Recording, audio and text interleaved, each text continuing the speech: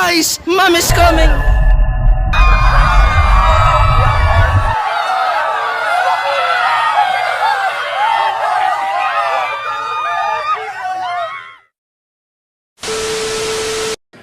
Alright class, settle down. I'll be your new teacher for today and I will be teaching you all your extracurricular subject called robotics. Hey, what even is robotics? Yeah, what even is that?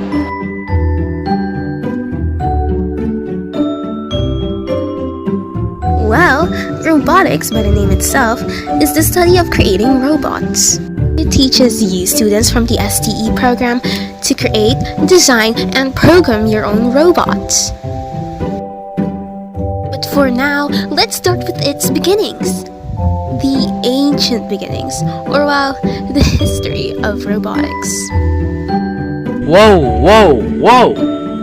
Wait. Ancient history? Yeah, the first ever machine, or well, robot that was ever recorded was back when it was circa 10 to 70 AD.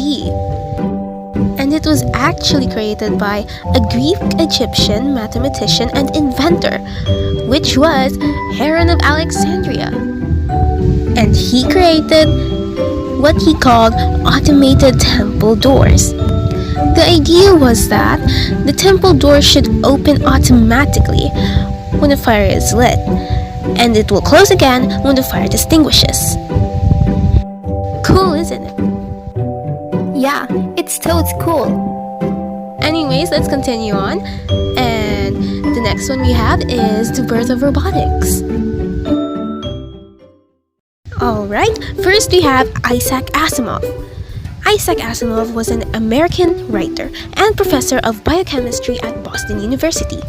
During his time, Asimov was considered as one of the big three science fiction writers, along with Robert A. Heinlein and Arthur C. Clarke. In one of those books, there was this one book called 3 Laws of Robotics, where he coined the term robotics. The next one we have is Karel Čapek. He was a Czech writer, playwright, critic, and journalist. He has become best known for his science fiction, including his novel War with the Newts and play RUR, which introduced the word robot. Now let's move on to the recent developments. Humans have finally created a humanoid robot, such as Asimo. It was created by the Honda in the early 2000s. Asimo was designed to help people. It can run, dance, hop, and even kick a ball. But after 20 years of its release, Honda announced that the robot would retire. Really sad. But other than Asimo, we also have Sophia.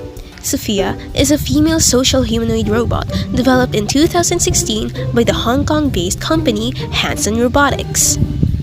Sophia was activated on February 14, 2016 and made her first public appearance in mid-March 2016 at South by Southwest in Austin, Texas, United States. Sophia was marketed as a social robot who can mimic social behavior and induce feelings of love in humans. Really shocking, isn't it? Now you might be wondering, why is robotics so important? Well, there's actually 4 things you need to know why it's important. First one is innovation and creativity. It fosters creativity as engineers and designers continuously develop new solutions to complex problems. Second, we have exploration. It allows us as humans to explore environments that are dangerous.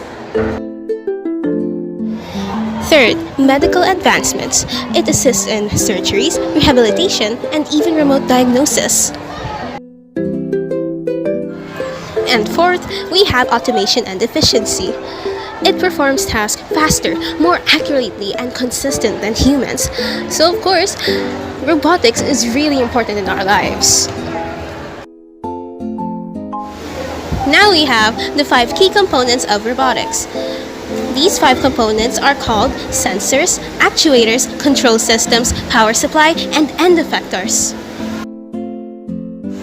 First, we have sensors. Sensors are like a robot's senses. They help perceive and see the environment. From cameras to proximity sensors, they collect crucial data about the world around it. Up next, we have actuators. Actuators are the muscle of the robots. These are responsible for movement, creating signals into mechanical actions like moving a limb. Up next, we have control system. Control system acts like the brain. It processes data from sensors and commands the actuators on how to respond, guiding the robot's actions. Next, we have power supply. Power supply is where robots get energy to perform various different tasks. This could come from batteries or solar power, depending on the robot's design. And lastly, we have end effectors. End effectors are the robot's hands. Whether they're grippers, welding tools, or other instruments, they allow the robots to interact with its surroundings. Now moving on to our last discussion. This discussion is called How Robots Respond to Stimuli. But before we learn how the robots respond to it, let's learn about stimulus first. A stimulus is any detectable change in the environment that can be sensed. Just like humans, robots have 5 sensory organs too.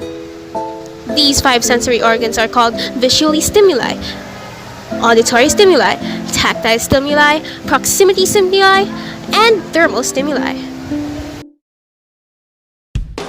Just like I said before, the 5 sensory organs of a robot are just like humans.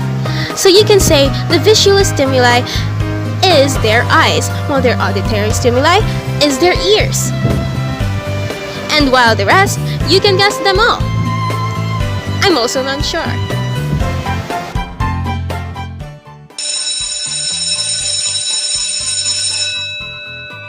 Well, I guess you guys already heard the bells. So, class dismissed. See you all next week.